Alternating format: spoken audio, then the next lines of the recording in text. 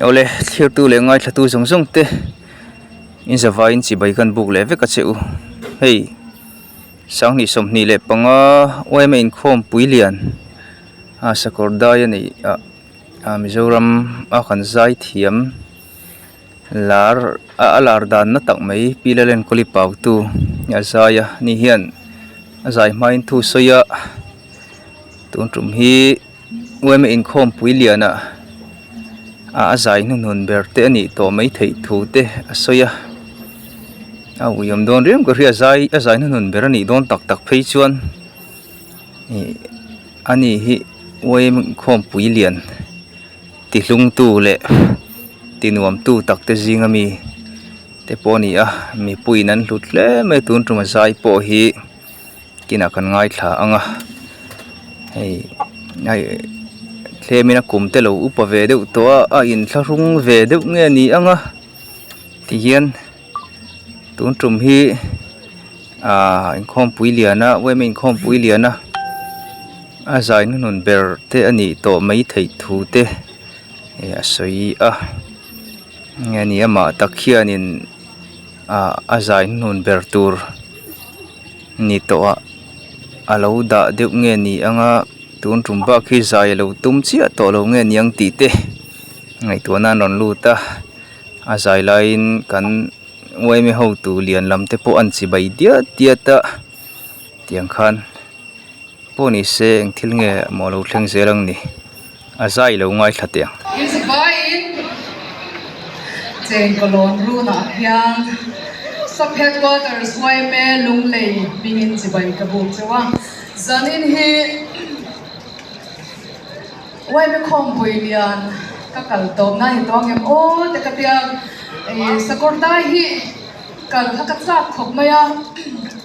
masne karin ai na lo la a chuan karin ain akhwa anwama an changkanga apui katibok ani chuan zofa zong zong huap zo bola lian ber chu engeni kha YMA ni kalau kang to lo ani boin muna tangpon ka YMA zel don te kalau siaula nang ni po kan ramtan YMA zelula YMA hi chela tur chang te po atam hle ani din kha kan soi tel du ni se kan ramtan YMA zelamo dila sange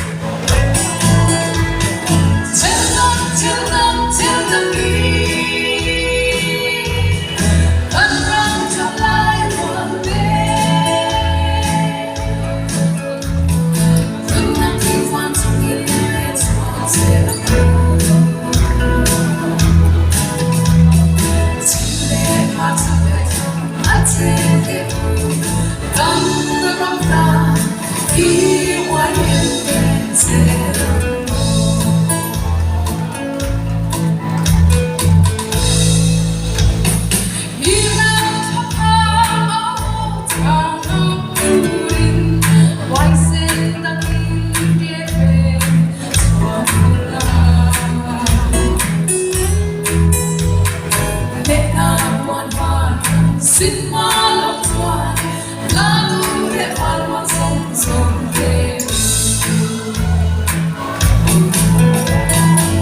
subscribe cho kênh Ghiền Mì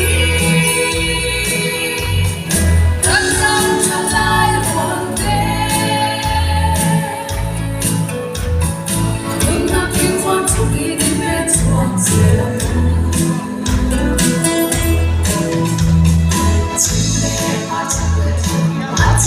để không bỏ lỡ